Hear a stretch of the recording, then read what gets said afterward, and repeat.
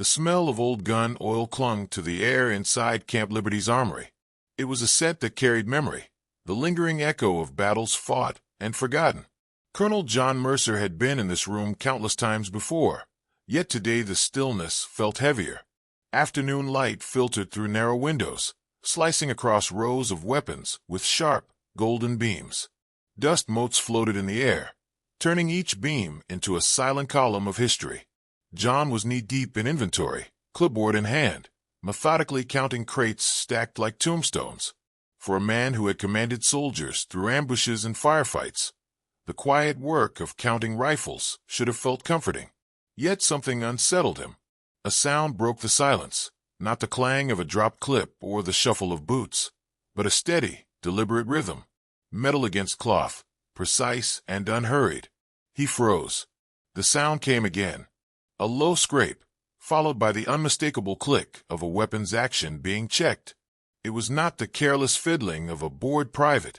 It was the careful, reverent attention of someone who knew their weapon as intimately as their own heartbeat. John's eyes followed the sound to the far corner of the armory. His pulse quickened as he saw her. Seated on a wooden bench, a woman was cleaning a rifle that should not have existed. Her movements were smooth, almost ritualistic, as the cloth glided down the sleek barrel. She worked with the ease of long practice, as though each motion was burned into muscle memory. But it wasn't the precision of her actions that froze him. It was the weapon itself. The rifle looked ordinary at first glance, but closer inspection told another story. Along its barrel were 37 carved notches, each etched with meticulous care. They weren't decorations. They were records, one for every life taken. John's stomach tightened as his eyes traveled lower to the faint engraving near the stock. A raven curled around the number 8, a symbol that had no place outside of classified files. Phantom 8, the most feared sniper in military history. A ghost, a legend, a soldier officially listed as killed in action years ago during a mission codenamed Storm Raven. John had seen the name buried in reports that still sent whispers through war rooms. That rifle had been declared destroyed. That soldier had been buried in absentia. Yet here she was, alive, breathing, and polishing a weapon that should not exist. His throat felt dry. "Step away from that rifle," John ordered, voice steady but sharp. The woman didn't even glance at him. Her hand kept moving, cloth sliding over steel, as though his presence mattered no more than the dust in the air. Finally, she raised her eyes. Cold, distant, the eyes of someone who had spent too many hours looking through scopes at human targets. "This rifle doesn't exist," John said, hand instinctively drifting toward the pistol at his hip. "And according to every file I've ever read, neither do you." Her voice was flat, quiet, but carried a weight that pressed into him like winter air. Databases lie. People disappear. Soldiers die on paper long before they do in life. The words made the room feel smaller. He called for Sergeant Robert Keller, the unit's technical officer. "Run that serial number." Robert slid into place, fingers flying across the keys of a terminal. The screen blinked. He frowned, tried again. Then his face drained of color. "Sir, nothing. 0. This weapon doesn't exist in any database." John's chest tightened. She wasn't bluffing. Before he could demand an explanation, alarms shattered the silence. Harsh, pulsing red light bathed the armory as sirens wailed through the camp. Over the intercom, the dispatcher's voice cracked with urgency. Code red. Recon Team Delta is trapped in Devil's Canyon. Multiple snipers pinning them down. Immediate support requested. Devil's Canyon. The name alone was a curse. Jagged cliffs boxed in soldiers like prey, with no cover from shooters perched above. John knew it too well. He had lost 2 sniper teams there in the last year. Rescue missions into the canyon were suicide runs. He turned back toward the woman. She had already set the cloth aside and was checking the rifle's action, fingers moving like a pianist running through a familiar score. The weapon seemed alive in her hands, not an object but an extension of her body.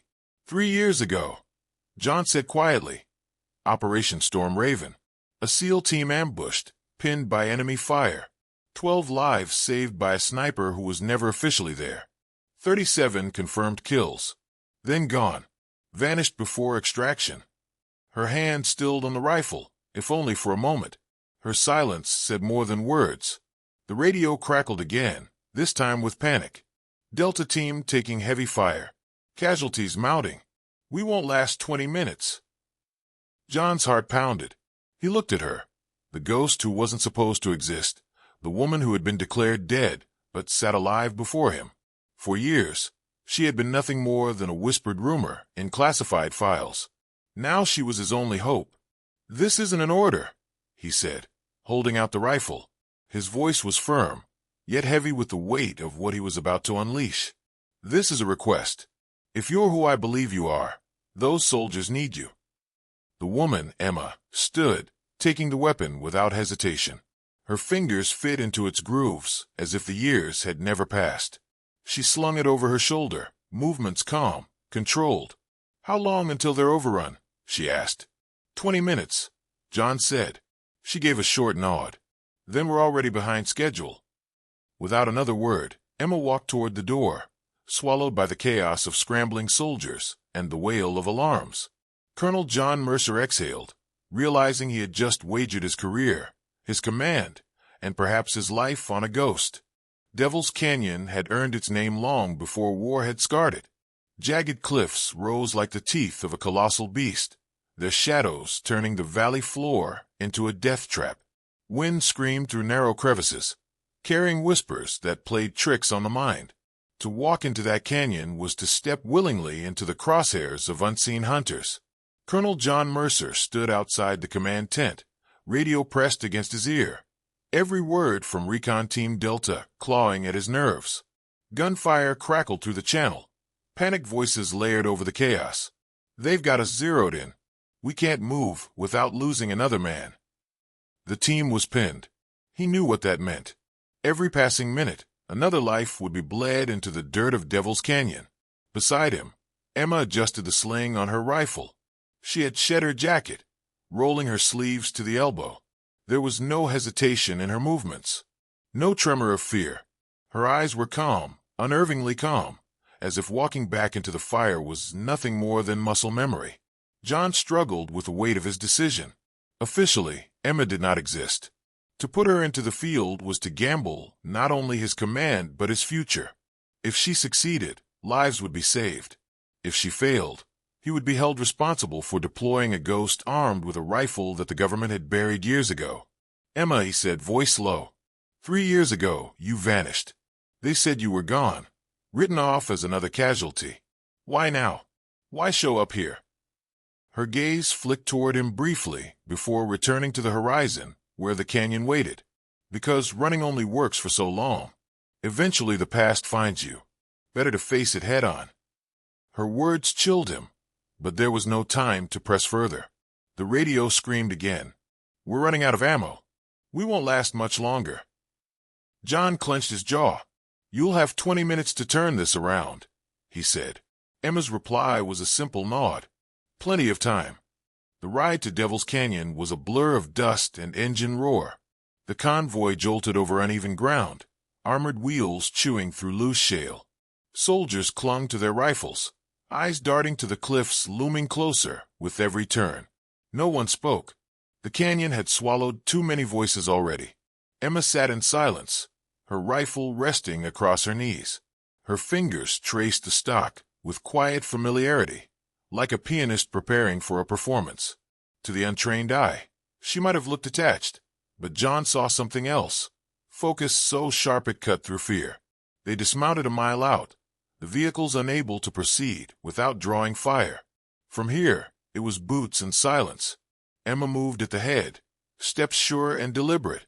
She seemed to merge with the terrain itself, her presence fading into shadow and stone. The others followed at a distance, watching her slip into the landscape as though she had always belonged there. Over the comms, Delta's leader cried out again. "They're everywhere. We can't break free." Emma dropped low, crawling to a ridge that overlooked the valley.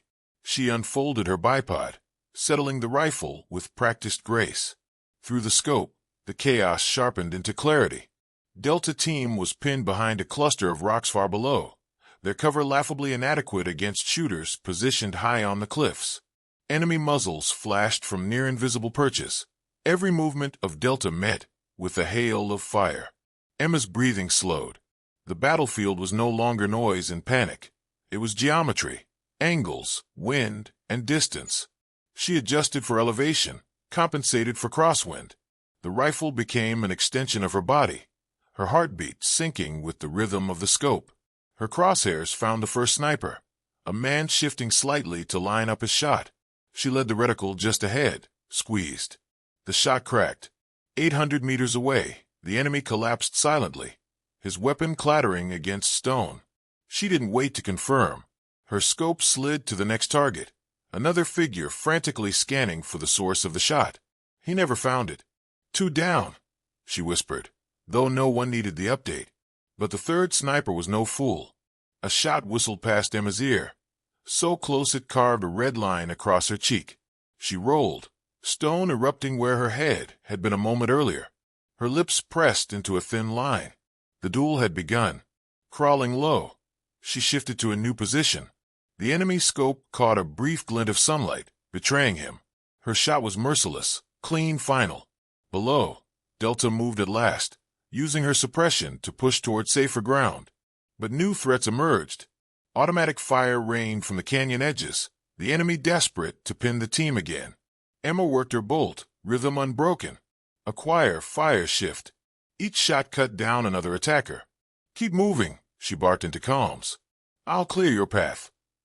Delta obeyed, bounding forward in bursts of motion, each step shielded by Emma's unerring aim.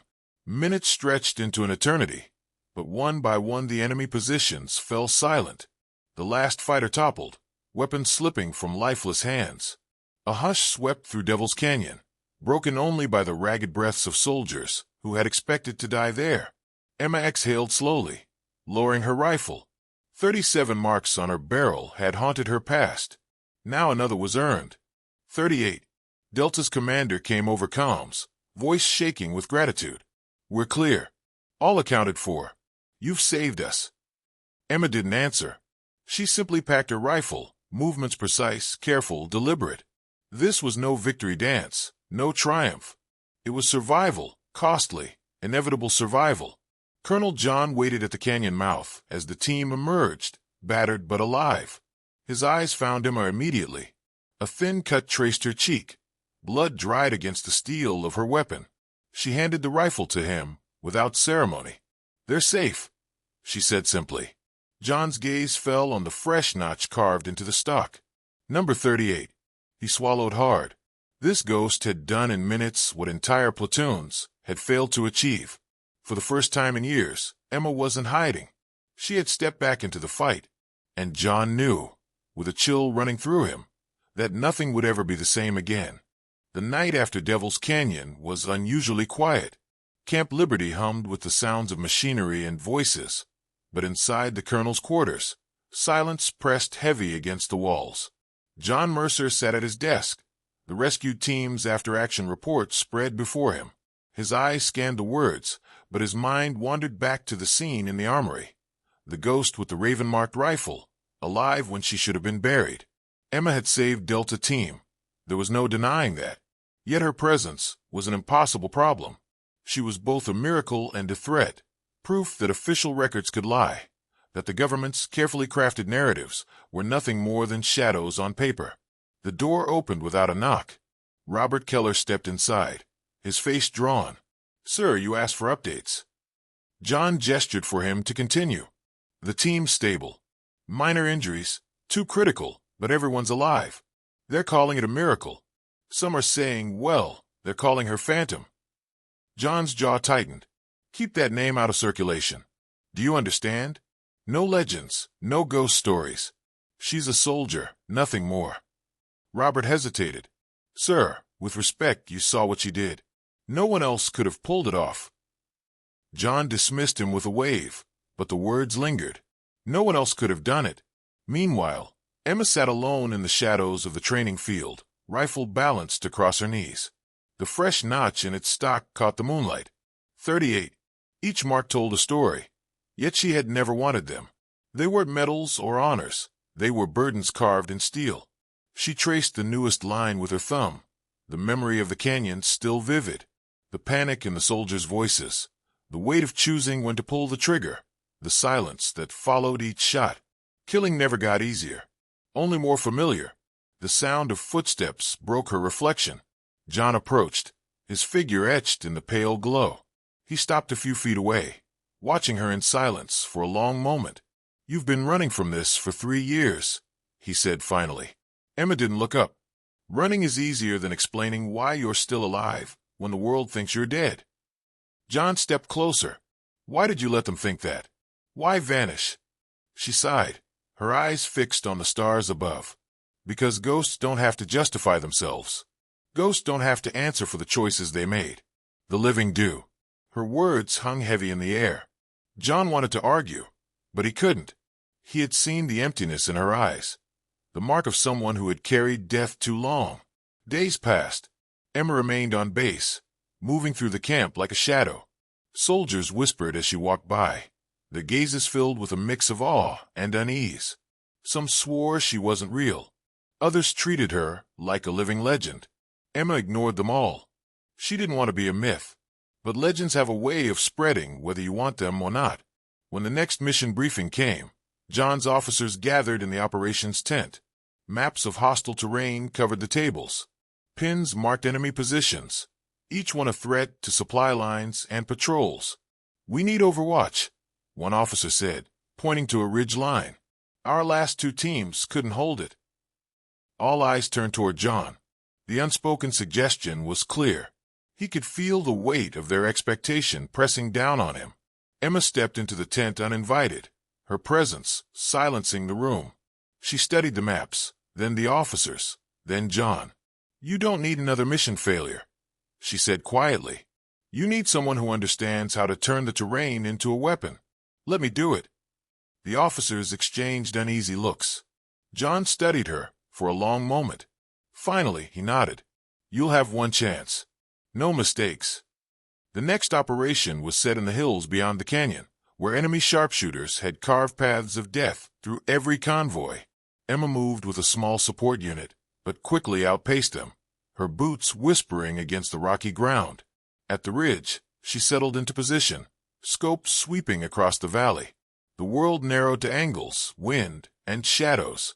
Then she saw him, an enemy sniper, camouflaged so well he was nearly invisible. His position was perfect, his aim steady, his focus absolute. He was good, maybe the best she had faced since Storm Raven. And he wasn't alone. Another glint caught her eye, then another. 3 in total. The duel was on. Her first shot dropped the farthest one, the bullet slicing through silence before echoing across the hills. She rolled instantly, shifting positions before the return fire came. Rock splintered where her head had been seconds earlier.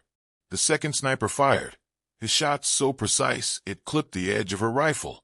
Emma felt the vibration sting through her hands. She steadied herself, drew a breath, and returned fire. His body slumped forward, rifle sliding into the dust. But the third was relentless. His fire pinned her down. Every movement answered with a crack that rattled stone. Emma crawled low, dirt grinding into her elbows. Her mind ran through angles, distances, wind. She spotted a faint shimmer of glass, his scope reflecting just enough light to betray him. Her breath slowed, heartbeat steady. The shot was hers. The trigger broke. Silence followed. When the smoke cleared, the valley belonged to them. The supply route was safe again. Soldiers cheered, relief flooding through their voices. Emma stood, brushing dust from her uniform. 39. Another notch. Another burden. From the distance, John watched her, his chest tight, with conflicting emotions. She was a savior, yes, but also a reminder of a truth too dangerous to acknowledge. Some wars required ghosts to win. The camp celebrated that night. Soldiers clapped one another on the back, laughter echoing across fire pits, the relief of survival thick in the air. They had walked through death's shadow and returned alive. For once, Camp Liberty felt less like a fortress and more like a refuge. But Emma was not among them. She sat alone on the edge of the training field, her back against a stack of unused sandbags, her rifle across her knees. The faint scratch of a knife worked against the stock of the weapon. Slowly, carefully, she carved another mark into the wood. 39. Each line was shallow, yet together they formed a forest of scars. Some soldiers wore medals on their chests. She wore tally marks on steel and wood. To the world, they meant victory. To her, they meant loss. Proof of lives she had taken so others might live. Colonel John Mercer found her there. He didn't speak at first, only studied her in the faint glow of camp lights. She looked older in the shadows, as though the years she had tried to bury were finally catching up. "You've saved more lives than you'll ever know," John said quietly. Emma's eyes never left the rifle, "and taken more than I'll ever forget." John crouched beside her. "You can't carry it alone." She gave a short, humorless laugh. "That's the thing about ghosts, Colonel. They don't have anyone to share the weight with."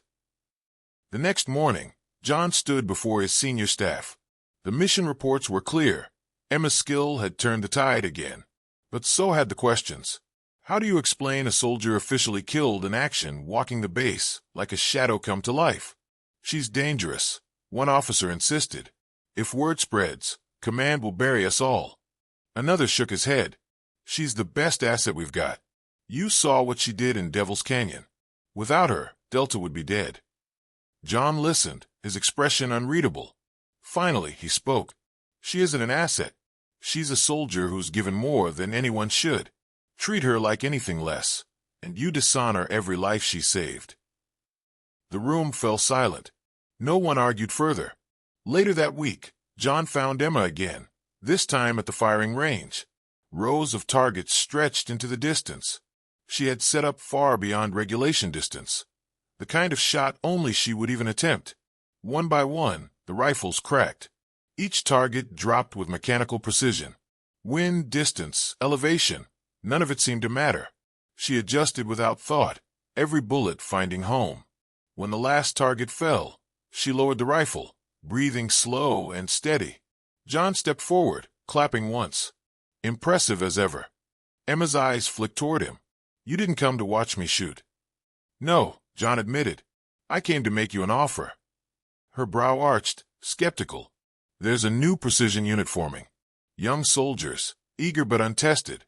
They need someone who understands that shooting isn't just about pulling a trigger. They need someone who knows the weight behind every shot." Emma was silent for a long time. She looked back at the targets, each one fallen, each one a reminder. Teaching meant stepping out of the shadows, no longer running, no longer hiding. "I'm not interested in becoming a legend," she said finally. "Then don't," John replied. "Be a teacher. Pass on the skill without the myth." Her lips pressed into a thin line. She wanted to refuse. Yet something in her heart shifted. For years, she had been a ghost, defined only by silence and shadows. Perhaps it was time to become something else. The following morning, 6 soldiers stood at attention on the training range. Young, nervous, wide-eyed, their uniforms crisp, their rifles new. They had heard whispers of her, but whispers did not prepare them for the steel in her eyes. Emma stood before them, shoulders squared, voice calm but firm. "You're here to learn precision shooting. But before you touch a rifle, you need to understand something important. Every shot you take changes you. Every life you save or take becomes part of who you are." The recruits shifted uneasily, glancing at one another. She gestured to the distant targets. "The weapon doesn't make you dangerous. Your judgment does. Your restraint does. Your ability to live with the consequences does." A young soldier, barely more than a boy, raised his hand. "Ma'am, how do we know when to take the shot?" Emma's gaze softened, though only slightly. She thought of Devil's Canyon, of Storm Raven, of every tally carved into her rifle. When not taking it means someone else doesn't go home. That's when you know. The range was silent after that. The recruits understood more than words could tell. Weeks passed. The recruits learned the fundamentals, breathing, positioning, reading the wind. But Emma taught them more than mechanics. She taught them patience, discipline, and the responsibility that came with their skill. John often watched from a distance, pride stirring in his chest. The gamble he had taken was paying off. Emma had transformed from a ghost into something greater, a guide who carried scars so her students might avoid them. One afternoon, as the session ended, a recruit approached nervously. "Ma'am, we were wondering, would it be all right if we called you Professor?" Emma paused. For the first time in years, a faint, genuine smile tugged at her lips. "Just instructor," she said. "Professors deal in theories. I deal in bringing people home alive." The recruit grinned, saluting. As the sun dipped beyond the horizon, Emma locked her rifle away. The tally marks remained, a reminder of what had been. But now, they were no longer the measure of her life. For the first time, she was stepping from shadow into light. Dawn broke over Camp Liberty with a quiet kind of brilliance. The horizon glowed with streaks of amber and gold, the air crisp and alive with promise. For most soldiers, it was just another day in a long rotation of drills, patrols, and restless sleep. But for Emma, it marked something else entirely. For the first time in years, she felt purpose that was not built on shadows or whispers. She stood at the training range, waiting as the recruits assembled in neat rows. Their boots crunched against gravel, their nervous energy vibrating in the cool morning air. Emma studied them, 6 faces still untouched by the full weight of combat. They had skill, yes, but they lacked the understanding of what that skill could cost. That was why she was here, not to glorify the craft, not to turn them into killers, but to teach them the balance between power and restraint. "Today," she began, her voice calm and steady, "we go beyond the mechanics. You've learned breathing, trigger control, wind calculation. That's only half the battle. The other half is in here." She tapped her temple. "And in here." Her hand rested briefly on her chest. The recruits listened intently, the silence of their attention louder than applause. Emma led them through drills, but unlike typical instructors, she never raised her voice, never barked orders. Her tone was measured, precise, like the shots she was known for. When one recruit's posture faltered, she corrected gently, guiding his shoulders into place. When another panicked at the scope's magnification, she knelt beside him and whispered, "Breathe. Slow everything down. The target won't move. You will." Hours stretched beneath the burning sun. Sweat-soaked uniforms. Rifles grew hot beneath gloved hands. Yet none dared complain. Something about her presence demanded respect, not through fear, but through quiet authority. After the session, John Mercer joined her at the range's edge. His hands were behind his back, his eyes scanning the recruits packing up. "They're different already," he said. "More disciplined, more focused." Emma shrugged, wiping dust from her gloves. "They're learning. But skill without judgment is dangerous. I can teach them to hit anything. Teaching them when not to, that's harder." John's gaze lingered on her. "You've changed too. You're not running anymore." For a moment, her eyes drifted toward the mountains. "Maybe I'm just tired of being a ghost." That night, she sat alone in the armory. The place that once felt like a tomb now felt like something else, a sanctuary. She opened the locker where her rifle rested. The tally marks stared back, 39 reminders of nights spent on the edge of death. She brushed her fingers over them, not with pride, but with acceptance. This weapon no longer defined her. It was part of her story, yes, but not the ending. A voice broke the stillness. "You're hard to find when you want to be." It was Robert Keller, the technical officer. He stepped into the armory, holding a folder under one arm. Emma raised an eyebrow. "And yet you found me." He offered the folder. "Command wants a full report. They're curious about your return." She didn't take it. "And what are you going to tell them?" Robert's eyes softened. "The truth. That you saved lives. That you're training the next generation. That you're more valuable here than in a file marked classified." Emma studied him, then the folder, then finally shook her head. "Do what you have to, but leave the legend out of it." Weeks turned into months. The recruits grew sharper, not only in skill but in restraint. Emma drilled them in storms, in silence, in moments of exhaustion. She put them through tests designed to break impatience, to teach them that sometimes not firing was the hardest task of all. They began to call her instructor with pride, their voices steady when they spoke the title. She had refused to be a myth, and they respected that. One evening, as the sun bled red across the horizon, one of the youngest recruits approached her. His hands trembled as he spoke.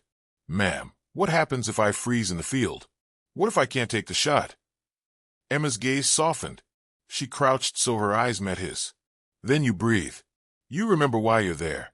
And you remember that you're not alone. You're part of something larger. Fear doesn't make you weak. It makes you human. What matters is what you do with it." The boy nodded, relief flooding his face. Colonel John watched from a distance, pride etched across his features. He had gambled everything on a ghost, and instead he had found a teacher, a guardian, someone who had walked through fire and chosen to carry wisdom back. That night, Emma cleaned her rifle one final time before locking it away. The tally marks remained, etched scars of memory, but they no longer defined her. They were lessons now, stories to shape others, not chains to bind her. As she closed the locker, she whispered to herself, "No more ghosts." For the first time in years, she felt at peace. Not because the battles were over, they never truly ended, but because she had found her place within them. She was no longer the phantom, no longer a shadow living between death and duty. She was Emma, instructor, guardian of skills that would keep others alive. Some legends fade into silence. Others evolve, transforming into something greater. Emma's legend was no longer one of death. It was one of life, of teaching, of ensuring that the next generation would not just survive, but return home. And as the camp settled into quiet under the watchful stars, Emma finally understood. She had found her way home,